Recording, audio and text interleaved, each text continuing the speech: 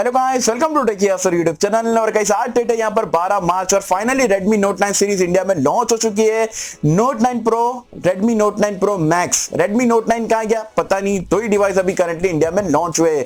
अब Note 9 Pro तो मुझे ठीक ठाक लगा। वैसे Note 9 Pro की अगर हम Pro Max की बात करें तो वो पर्सनली मुझे उसको लेके काफी एक्साइटमेंट बनी हुई है। 15,000 रुपए में काफी धमाकेदार फीचर्स आपको वहां पर देखने को मिलते हैं। अब अच्छी चीजें तो आपको आहिस्ते आहिस्ते करके सारे यूट्यूबर्स बताएंगे, पोस्ट में देखोगे, न्यूज़पेपर में देखोगे, बैनर्स देखोगे, होर्डिंग्स देखोगे, लेकिन कुछ कमियां भी आपको ये फोन में देखने को मिलती है। क्योंकि पर्सनली कंपटीशन को देखते हुए मुझे ये फोन मैक्स वाले में जो कुछ कमियां लगी है, क्योंकि ऑनेस्टली जो आप लोगों के साथ में शेयर करने वाला हूं अपने ऑनेस्ट ओपिनियन, तो सी बात पे कर देना एक वीडियो को लाइक। ये वीडियो का लाइक का टारगेट रखता हूं 2000 लाइक्स का। आई होप क्या पर आप कर दोगे। सो गाइस वीडियो स्टार्ट करते हैं।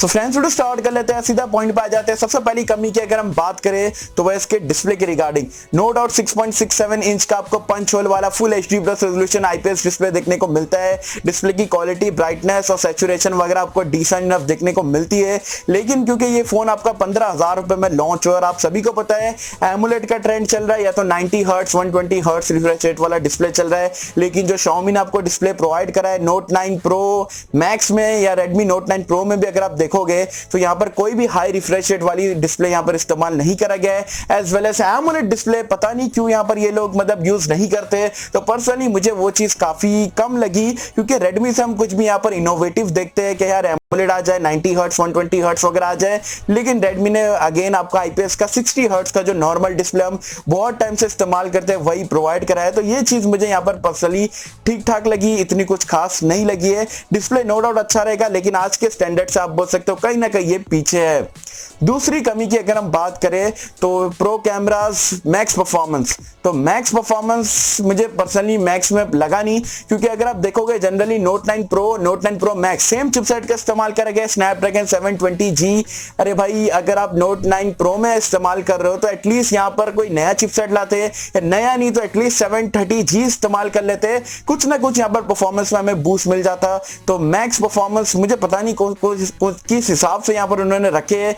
तो दोनों में सेम चिपसेट मिल जाती है। तो 720G डिसेंट चिपसेट है, 15,000 में अच्छे तरीके से परफॉर्म करके दे देगा। लेकिन मेरी जो एक्सपेक्टेशन थी मैक्स वाले मॉडल से वो कुछ ज्यादा थी, और 720G फिलहाल अभी करंटली जो है ठीक ठाक मुझे यहाँ पर लग रहा है। प्रो जो नॉर्मल मॉडल है प्रो वाला उसमें दे दिए ठीक है, लेकिन मैक्स में 730G या उसके ऊपर का जो है प्रोसेसर को इस्तेमाल करना चाहिए था। गाइस तीसरी कमी जो कि मुझे यहाँ पर फिलहाल जो मैक्स वाले मॉडल में लगती है वो है इसके कैमरे के रिगार्डिंग।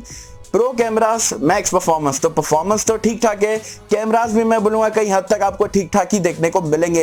यहाँ पर नो डाउट 64 मेगापिक्सल का क्वाड कैमरे का सेटअप है, आउटपुट आपको काफी जबरदस्त देगा। लेकिन मैं एक्सपेक्ट कर रहा था कि यहाँ पर आपको सोनी IMX686 का सेंसर देखने को मिलेगा।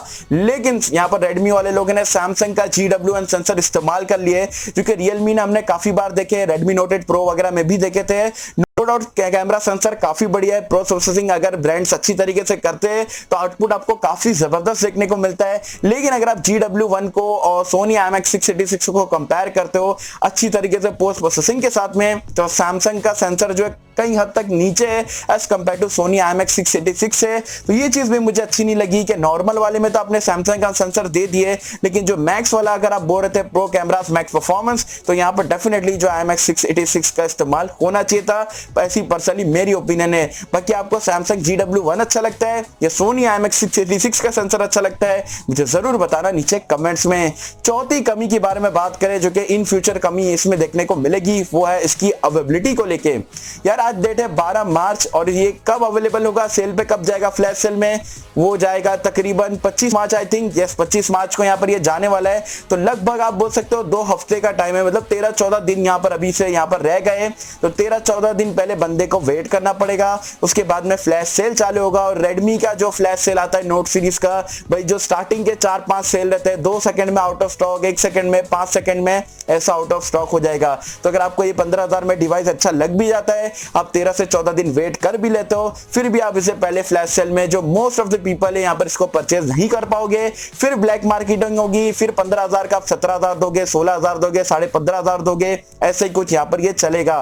तो इतना टाइम लेट लाने के बाद भी ये फ्लैश सेल में आने वाला है, क्योंकि पर्सनली मेरे हिसाब से बहुत ही बेकार बात है। तो ये 4 कमी यहाँ पर मुझे लगी है Redmi Note 9 Pro Max को लेके। परफॉर्मेंस ठीक, कैमरास भी यहाँ पर कुछ इतना मतलब खास नहीं है, और मतलब ठीक ठाक सा यहाँ पर ये लग रहा है। बाकी ओवरऑल 15,000 के हिसाब से देखोगे तो डिसेंट डिवाइस है, लेकिन कुछ कमियां मुझे यहाँ पर ये लगी थी, क्योंकि मैं सोचा आपके साथ में ऑनेस्टली जो शेयर कर दूं। बाकी आप मुझे कमेंट सेक्शन में बताना क्या आप मेरे जो कमियां बताया उससे सहमत हो, नहीं हो। क्या आपको ये डिवाइस 15,000 में कैसा लगा, अच्छा लगा, बुरा लगा? आपकी जो भी ऑनेस्ट ओपिनियन है आप मुझे जरूर बता सकते हो नीचे कमेंट्स में। होप कि मुझे आपको वीडियो पसंद आई होगी, और अगर आपको वीडियो पसंद आए तो लाइक करें, शेयर करें, चैनल को सब्सक्राइब कर देना। मिलता हूं आपसे अगली किसी वीडियो में, जब तक के लिए थैंक यू।